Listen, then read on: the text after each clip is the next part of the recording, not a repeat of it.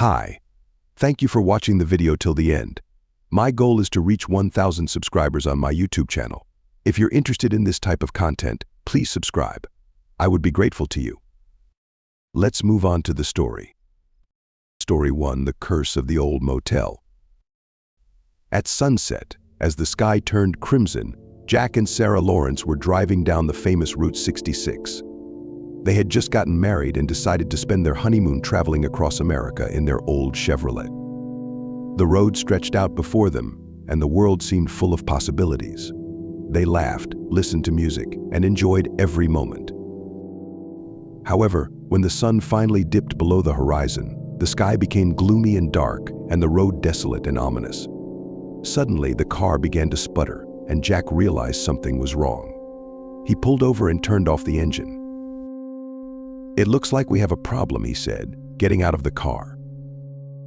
Sarah stayed inside, nervously peering into the darkness.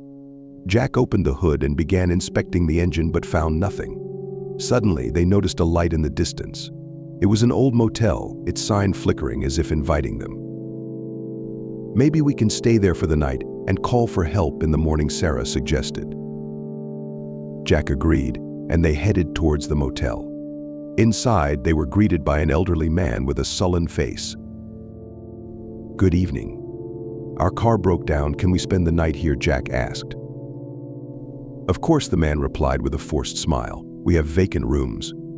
Let me show you the way." They received their keys and went up to their room. The room was old and dusty, but they were too tired to care. Sarah lay down on the bed and almost immediately fell asleep, while Jack decided to take a shower. When he came out of the bathroom, he saw Sarah sitting on the bed, staring out the window with terror in her eyes. "What happened?" he asked. There's someone standing there," she whispered. Jack went to the window but saw nothing. He reassured Sarah, telling her it must have been her imagination, and they went to bed. That night, Jack had a nightmare. He saw the elderly man from the motel chasing them through the corridors with a knife in his hand. He woke up in a cold sweat and saw that Sarah was gone. He ran out of the room and began searching for her down the hallways. Suddenly, he heard a scream coming from the basement. Jack ran there and saw the elderly man holding Sarah, with bodies of other motel guests lying nearby. "What are you doing?" Jack yelled. "This place is cursed, and you shouldn't have come here," the man replied, charging at Jack with the knife. A struggle ensued. Jack managed to wrest the knife away and stab the man, but the man was stronger. In the end, Jack was mortally wounded, and Sarah, seeing this, lost consciousness. When she came to, she found herself in a locked room with Jack's body lying next to her. She realized they had fallen into a trap and that no one would rescue them. Sarah tried to find a way out, but all the doors were locked. Eventually, she understood that the only way to leave this place was through death. The next day, the police found their bodies. The motel was shut down, and the elderly man had disappeared. No one knew what had really happened, but Route 66 had become even more sinister and mysterious. Story 2: The Ghost of the Gas Station. Mark and Lisa Johnson were seasoned travelers. They had toured all across America and knew every nook and cranny. One day, they decided to embark on a journey along Route 66 to experience new thrills and see legendary places. That evening, they were driving down a deserted road when they noticed their fuel gauge was nearing empty. "We need to find a gas station," Mark said, glancing at the fuel indicator. Lisa checked the map and saw that the nearest gas station was a few miles ahead. They continued driving, hoping they would reach it before they ran out of gas. After a while, they spotted an abandoned gas station. The old sign, leaning pumps, and empty windows created a creepy atmosphere, but they had no choice. The tank was almost empty. "Let's try here," Mark suggested, pulling into the station. They stopped by one of the pumps, and Mark got out to see if it was still operational. Suddenly, he felt a cold breeze sweep across his back and heard a faint whisper. He turned around but saw no one. "Lisa, please come out," he called to his wife. Lisa got out of the car and walked over to Mark. Suddenly, they heard a strange sound coming from inside the gas station building. It was a soft crying, as if someone was in distress. "Did you hear that?" Mark asked. "Yes," Lisa replied, gripping his hand. "Maybe someone needs help." They decided to check it out. Entering the building, they saw an old cash register, dusty shelves, and broken windows. But the crying persisted. It came from the back room. Mark and Lisa slowly approached the door and cautiously opened it. Inside, they saw a little girl sitting on the floor, crying. She was wearing an old-fashioned dress and looked very frightened. "Hi, little one," Mark said gently. "Are you lost?" The girl raised her head and looked at them with big, tear-filled eyes. "Help me," she whispered. Lisa approached the girl and tried to comfort her. "We're here to help you." "Where are your parents?" she asked. The girl suddenly froze and pointed to the wall. Mark and Lisa turned and saw strange symbols and words written on the wall that they couldn't decipher. Suddenly, the room filled with cold air, and the lights began to flicker. "We need to get out of here," Mark said, feeling his heart gripped by fear. But as they turned to leave, the door slammed shut on its own. The girl stood up and began to walk towards them slowly, her eyes turning black, and her face twisted into a sinister smile. "You shouldn't have come here," she said in a voice that could not belong to a child. Mark and Lisa tried to open the door, but it wouldn't budge. Suddenly, they felt an invisible force choking them. They fell to the floor, struggling to break free, but it was futile. In the last moment before losing consciousness, Mark saw the girl transform into mist and disappear. The next day, their bodies were found by local residents who happened to drive by. The gas station remained abandoned and ominous.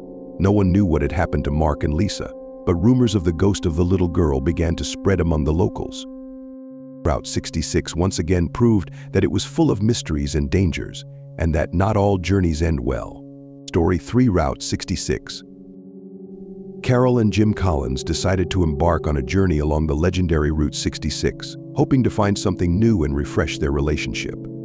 They took a short break from work, left their kids with their grandmother, and set off in their old SUV. The idea for this trip belonged to Carol, who was enamored with mid-20th century American culture when Route 66 was a true symbol of freedom and adventure. The first few days went smoothly. They enjoyed the sights, stopped at roadside cafes, chatted with locals, and took photos in front of numerous road signs and monuments. But on the fourth day of the trip, as they were crossing the Arizona desert, everything changed. The sun was already setting when Jim noticed a road sign on the roadside that they hadn't seen on any maps. The sign was old and weathered, with barely distinguishable letters "Mirada Inn 5 miles. Carol suggested they stop for the night since it had been a long day and she didn't want to sleep in the car. Jim agreed, hoping that the inn would at least have a bed and a shower. The road to the inn was narrow and winding, almost overgrown with bushes. Soon they arrived at an old building that looked like it hadn't been maintained for decades. Despite this, lights were on in the windows, and an elderly man was sitting on the porch, reading a newspaper by the light of a kerosene lamp. "Good evening," Jim addressed him as he got out of the car. "Do you have any rooms available?" The man looked up slowly and nodded. "Yes, of course. Welcome to the Mirada. Can I offer you one of our best rooms?" "Yes, please," Carol smiled. "We're so tired after a long day on the road." They received a key to a room and, after climbing the creaky stairs, entered their room. Inside, everything was old-fashioned but clean. An old bed with an iron frame, a wooden dresser, and a mirror in a massive frame completed the decor. The weary travelers quickly prepared for bed, unaware of what awaited them. In the middle of the night, Carol woke up to a strange noise. It seemed to her that someone was walking down the hallway outside their room. She listened, but the sound ceased. Deciding it could have been the wind or old pipes, she tried to fall asleep again. However, sleep wouldn't come. A feeling of unease gradually took hold of her, and she decided to wake Jim. "Jim, do you hear that?" she whispered, shaking him slightly. "What is it?" Carol asked, rubbing his eyes sleepily. "I think someone is walking in the hallway." Jim listened. At that moment, their door suddenly flew open, and a silhouette appeared on the threshold. It was a woman in old-fashioned clothes, with a pale face and empty eyes. She slowly stepped forward, and Jim rushed to the door to close it. "Who are you?" he shouted, but the woman remained silent, continuing to approach them. In a panic, Carol ran to the window, trying to open it and call for help. But the window wouldn't budge, as if it had been nailed shut from the outside. The woman seemed to dissolve into thin air, leaving behind only an icy cold. Jim and Carol, gasping with fear, sat there until dawn, unable to explain what had happened. In the morning, without wasting a minute, they decided to leave. But as soon as they stepped outside, their car was gone. They ran back to the inn to find the owner and ask if he had seen anything. "Where's our car?" Jim yelled when they found the same old man sitting on the porch. "What car?" he replied, looking at them in bewilderment. "You arrived here on foot. That's how it always is." "What are you talking about? We drove here in SUV. We." But the old man was no longer listening to them. He got up and went back inside, leaving them standing there in confusion and fear. They decided to walk along the road, hoping to reach the nearest town or at least find someone who could help. But the further they walked, the more they felt like they were being watched. Hours passed, the sun was already setting, and they still hadn't encountered a single car. Suddenly, in the distance, they saw a figure. It was the same old man from the inn. He stood on the road, saying nothing. "What do you want?" Carol screamed, but there was no response. They tried to walk past him, but after passing by, they found themselves in front of the Murata Inn again. In desperation, they realized they were walking in circles. "We're never going to get out of here," Carol whispered, gripping Jim's hand. "There has to be a way out," he replied, trying to stay calm. At that moment, they heard the sound of an engine. An old car was approaching them. Behind the wheel sat a woman in old-fashioned clothes, the same one they had seen at night.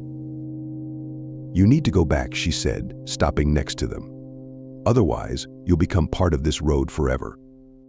Broken and terrified, they returned to the inn.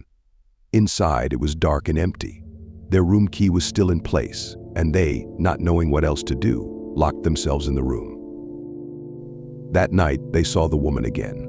She stood by their bed, silently watching them. By morning, they realized they could no longer distinguish day from night, reality from nightmare. The Murata Inn became their prison, and Route 66 a curse with no escape. Their disappearance remained a mystery, and the story of this road continues to scare new travelers. Locals often tell this story, warning those who decide to turn off Route 66 onto the old path to the Murata Inn. No one knows exactly what happened to Carol and Jim Collins, but everyone who hears this story feels a chill down their spine, for legends are known to have a basis in truth.